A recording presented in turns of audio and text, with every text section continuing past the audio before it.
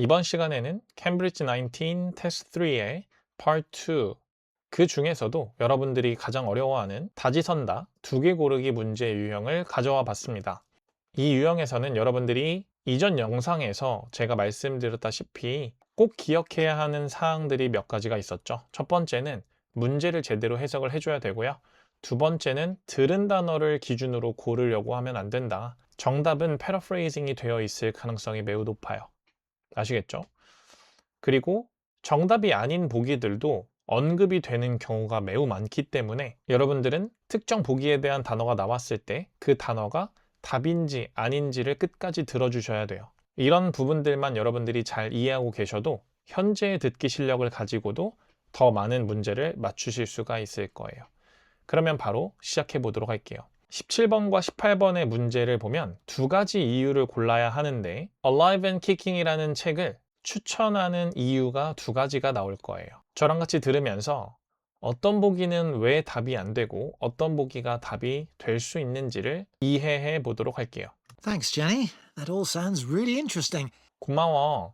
모두 재밌어 보이는구나. I'm just wondering if you have a favorite book you could recommend for our readers? 우리 독자들을 위해서 너가 가장 좋아하는 책을 하나 추천해 줄 수 있을까? It's hard to choose, but Alive and Kicking is definitely worth mentioning. 하나를 고르긴 어렵지만 Alive and Kicking이 언급할 가치가 있을 것 같아요. You won't have heard of the writer as it's her first book.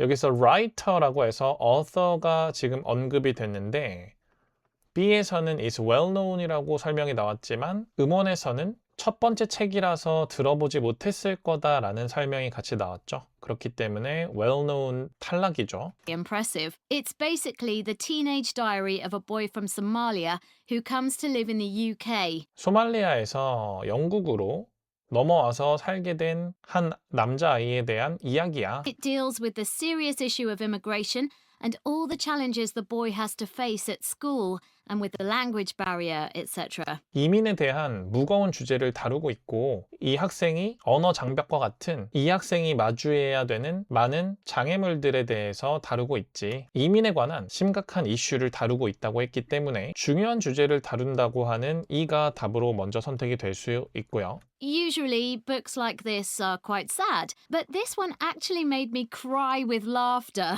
보통은 이런 주제가 꽤 슬프지만 그리고 but이라는 중요한 단어가 나오면서 이 책은 저를 웃겨서 눈물이 나오게 만들었어요 라는 설명이 있었죠. 그래서 이번에도 but 다음에 답이 나오고 있는 이 공식이 유효했던 부분이었죠. On each page, there are simple but hilarious black and white stick drawings of the boy with his friends and teachers. 각각에는 재미있는 black and white 이 흑백 그림이 그려져 있다고 했으니까 컬러풀이 바로 탈락이 되겠고요. At the end of each diary entry, there are new English words the boy learns each day. 일기 맨 끝에는 그 남학생이 매일 배웠던 단어들이 있었다라는 설명이 나왔습니다. Which may help develop some children's vocabulary. 별로 우리한테는 필요한 정보가 아니었고요. 그래서 A는 아예 언급이 나오지 않았죠. 다음 문제로 넘어가서 19, 20번에서 우리가 골라야 하는 것은 두 개의 조언인데 독서에 대해서 스피커가 부모에게 주는 두 가지 조언을 우리가 골라야 했던 거죠. 마찬가지 조언이 아닌 내용도 언급이 되면서 우리를 헷갈리게 할 거다. 그래서 여러분들이 끝까지 들어주셔야 돼요. I think my kids would enjoy that. What about any advice for parents on how to encourage their children to read more? 자녀들이 책을 더 읽을 수 있도록 부모에게 해줄 수 있는 조언이 있을까요? Well, this is something I get asked about a lot. 이 질문 정말 많이 듣는데요. There are so many distractions for kids these days that it can be hard to find time for reading. 요즘에 방해거리가 정말 많아서 독서를 할 만한 시간을 갖기가 되게 어렵죠. One thing I'd say is to make time to sit down with your child and share books with them. 여기서 중요한 one thing이라는 표현이 나왔어요. 그래서 한 가지는 이라는 말에서 첫 번째 조언이 나올 가능성이 높다는 걸 꼭 생각해 주셔야 돼요. 그래서 해석을 해보면 아이와 같이 앉아서 책을 보는 그런 시간을 좀 내줘라 라는 말을 하고 있죠. 그런데 이번에는 그 내용이 보기에 그대로 나와 있진 않았어요. A lot of parents give up reading aloud to their children as soon as they learn to read independently. 많은 부모들이 아이들이 혼자서 independently 글을 읽을 수 있게 된 다음에는 소리내서 글을 읽어주지 않는데 This is a mistake. 근데 이건 실수예요 라고 말하면서 혼자 글을 읽을 수 있게 되더라도 계속 읽어주라고 얘기하고 있죠.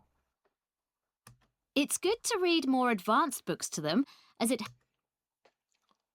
아이들에게 조금 더 어려운 책을 읽어주는 게 좋다. helps to develop their vocabulary. 왜냐면 걔네들의 어휘력을 높여줄 거니까. If you don't have time for this, 그럴 만한 시간이 없다면 then let them listen to audiobooks. 아이들이 오디오북을 듣게 해주세요 라는 조언이 나왔어요. 그래서 여기 allow children to listen to 이 부분이 let them listen to로 paraphrasing 돼서 나왔죠. 그리고 조금 전에 혼자서 읽을 수 있게 돼도 책을 읽어줘라 라는 내용이 나왔기 때문에 혼자서 읽을 수 있기 전까지만 읽어줘라 라는 보기 2는 오답이 되는 거였어요. Often they'll want to read books they've listened to for themselves. 가끔은 자녀들이 오디오북으로 들었던 그 책을 읽고 싶어 하기도 해요. 이 내용이 D 보기와 조금 헷갈릴 수가 있는데 지금 D에서는 give children a choice라고 해서 아이들에게 선택권을 줘라. 골라주지 말고 선택권을 줘라. 이런 정도의 내용이었던 건데 그런 말은 없었기 때문에 여기도 함정으로 볼 수 있습니다. I think it's a good idea to make a mental note of the type of books your child is reading. 지금 여기서 중요한 표현이 나왔는데 I think it's a good idea 라는 표현이죠. 이게 좋은 생각인 것 같다. 즉, 이 부분이 지금 조언을 얘기하고 있는 건데 자녀가 읽는 책의 종류를 기록을 해놔라 라는 내용이었어요. 근데 이 부분만 듣고 답을 딱 찾으려고 해도 그에 해당하는 보기가 없죠. 그래서 여러분들이 성급하게 보기를 빨리 보기보다는 끝까지 내용을 들어주는 게 중요합니다. Often they just read the same genre all the time, which 가끔은 아이들이 같은 장르를 계속 읽는 경우가 있거든요. can get a bit boring. 그리고 그렇게 되면 지루할 수가 있죠. You can introduce new authors and genres to them. 가끔은 새로운 저자나 장르를 추천해 줄 수도 있어요. Librarians should be able to help you with this. 도서관 서사가 그 부분을 도와줄 수가 있겠죠. 즉, 이 부분의 내용을 좀 종합을 해보면 아이가 계속 같은 장르만 읽을 수 있으니까 새로운 장르를 추천을 해주는 게 좋다. 그리고 그럴 때 도움을 받을 수가 있다. 라는 내용으로 요약을 할 수가 있기 때문에 C가 답이 될 수가 있겠죠. Well, Jenny, I think that's really... 자, 그래서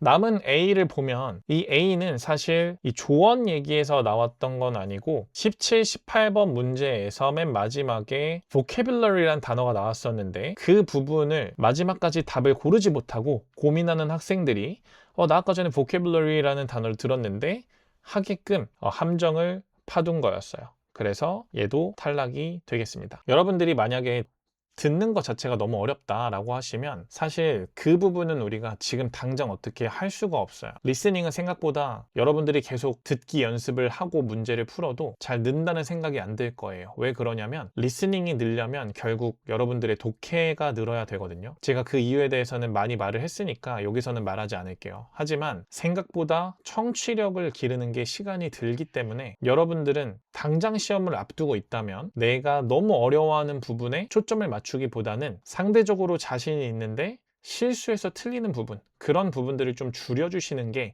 단기적인 시험 준비에는 훨씬 도움이 될 거예요. 그리고 또 하나, 이렇게 다지선다 문제에서도 어떤 답은 좀 쉽게 고를 수 있는데 어떤 답은 되게 어려울 수 있거든요. 고르기가. 그런데 어려운 단어 때문에 고생하다가 내가 풀 수 있는 비교적 쉬운 문제도 놓칠 수가 있어요. 그래서 어차피 내 목표가 다 맞추는 게 아니라면 그냥 몇 문제는 버린다라는 생각으로 마음을 조금 편하게 청취를 해보시는 것도 좋은 방법이 될 수 있습니다. 그러면 오늘 문제풀이는 여기서 마무리하고 다음 시간에 더 좋은 영상으로 찾아뵙도록 하겠습니다.